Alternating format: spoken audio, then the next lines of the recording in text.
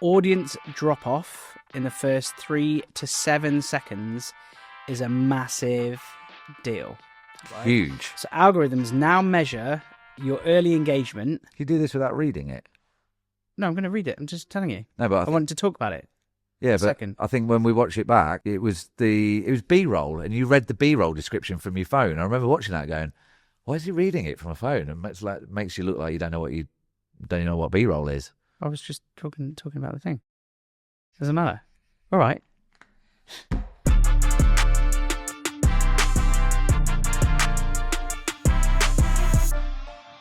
So in terms of short form content, what do you think is a good hook for a short form bit of video? Give the subject of the video. So if you're going to be talking about the perfect AI fix, or if you're filming from New York, or if you're doing a documentary about elephants, you need to mention that pretty damn quickly at the start of the video to tell people what they're about to watch or see. Then they'll decide whether they want to watch it. So people think this is a new thing, right? People think that this is a new concept. Oh, short form video content that's made the hook so important. This is traditional journalism. Exactly. In news, in the early 2000s, when I was writing in for a newspaper, you've got your first sentence. Well, your hook's your headline, right? Well, your hook's your headline, one. Then you've got your first sentence, effectively, to make people want to watch or read on even. Which normally includes who, what, when, where, why. Yeah, the W's who, what, where, when, why, key facts, bits of information. It's no different to getting an alert from BBC News, Sky News, whatever, that gives you just a soundbite, effectively, textual, just an abridged version of the whole story, but just in, one sentence. Yeah. And that's what you're trying to do. So when you're trying to think about hooks for your video content, for your short form stuff, think about the most salient bits of information and try and put them at the very front of your business. We see loads and loads of bits of video content, short form stuff that starts with, "Hi, I'm so-and-so from so-and-so and so-and-so." Like, bosh, 3 seconds wasted. It's gone. It's gone. No one cares. Just start with the impact. Or put your name on the screen in text. Yeah. Put your name, lower third, great. But you need to start with the impact. Go and reread, like just get BBC News on your phone or Sky News, whatever, and just read the short clips, the notifications that you get through. Those are hooks, effectively, in exactly the same way, but they're in text. Obviously, we don't want to translate that to video. Yeah. So that is our advice for like short form stuff. And we'll just go on, keep on that. They're important because ...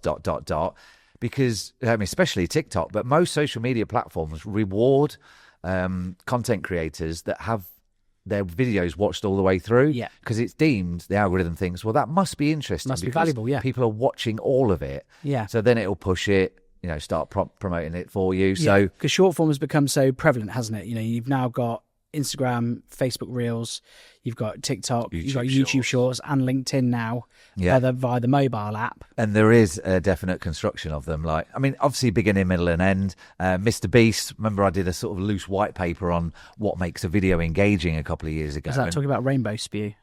Yeah. Well, that was the original emoji, wasn't it? Yeah. But it was. It was all centered around how this algorithm works, and and different platforms have got different sort of shaped algorithms. But the Mr. Beast one was that every 7 seconds, you sort of alluded to that before. Yeah. Every 7 seconds, something happens while you're watching the video. Now, it could be just us talking, but I could mention like flying Canadian geese, and all of a sudden, like 2 geese would fly in front of us, or there'd be some B-roll behind us of flying geese.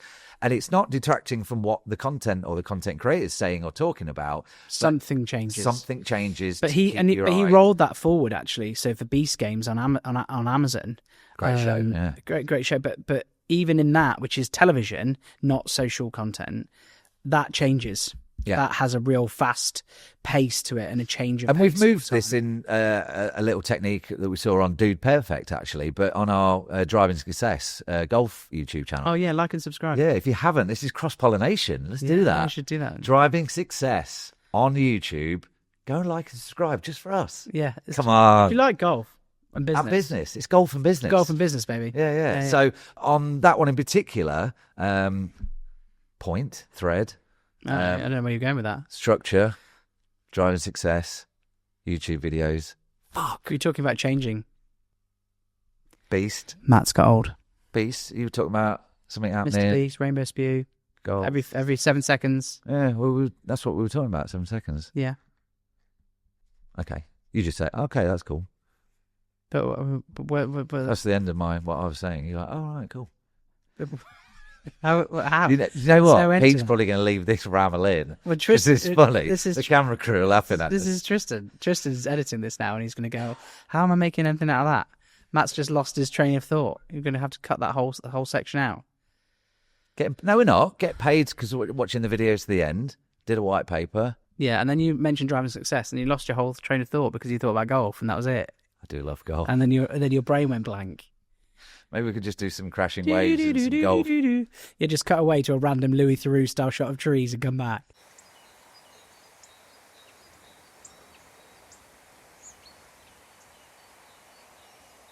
That's covered that cut. So short form content. Short form content. But now, so what I want to talk about is short form versus long form. It's all well and good having really sharp 7-second short form content or whatever, having your hooks in 3 to 5 seconds, having short form content. Is short form content making long form content redundant? No, I think for us anyway, it's a driver to that long form content. As long as Hollywood is still making movies, I mean, we're still yet to see the first portrait film, but that's coming soon, I'd imagine. Do you think it is? Yeah, because Samsung, we've seen them. I know. Saw the TVs in the pub. You say that, but like, imagine the mass adoption of that, telling everybody, oh, you need to swap your television now. Now we're talking like Waldorf and Statler, like old men. Like, who's to say, Alfie and Darcy don't prefer watching stuff in portrait? They're younger people in our lives, by the way. But no, I agree. But I'm just saying, like, it would be a massive culture shift for everyone's televisions in their living rooms to switch from landscape to portrait. It would. But what that reminds me of is the massive culture shift that we sort of just lived through that was streaming. Yeah, and maybe VHS DVD. I mean, effectively saying... Well, he told us, around the times of Love Video, which is now Prime Video, everything's going to be streamed on demand. You're like, what? Like, I like watching the TV. And I like to own my DVDs and have a DVD collection. And now you go to a car boot sale and people are selling thousands. You say that, but young people are buying CDs like they're going out of fashion now.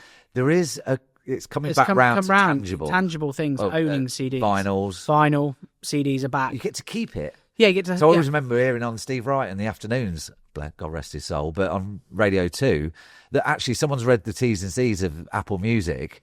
And when you say if you've got like 1,000 songs that you've downloaded and paid for, if you cark it or snuff it, that Apple retain the rights to those. You can't pass your collection on to your son or your daughter or whoever. Whereas like if you've got a juicy vinyl collection or tapes even. Maybe landscape to portrait's a thing that's coming, maybe. Yeah, I just think you're missing a lot of action outside of that portrait frame. Yeah. It shows you so much more. Yeah, I think, what was Nick saying the other day in the office? Because we were talking about the return of landscape. What did he say? The return of landscape. Yeah, the return of landscape, because obviously portraits become so prevalent with short form video content. But he was saying something about landscape. Also, that feeds into intelligence levels, because I've been present with people where you go, "Oh, you're doing a video, yeah? Oh, turn your phone sideways," and they go like they've just discovered fire. They're like, "Ooh," you're like, "Rah, you didn't know that." Like, we knew that. Yeah. But like, well, no, I film like that, don't I? Portrait. You're like, yeah, if you turn it, it becomes widescreen. Yeah. So I don't know whether it's just like lack of information or knowledge or... Tips for short on top 3. Go to ChatGPT, ask it to generate you some awesome hooks based on your video. Give it some context. Tell it what the video's about, who's in it and why you're doing it. Great. Do a piece of camera. Yes, real. Yeah, real, you. And then maybe generate some AI-generated B-roll? Yeah, definitely. On probably platforms like either Sora, Canva, ChatGPT 5. They're top 3 ease of use. Amazing. Yeah. Great. And good luck making your short form video. Good luck.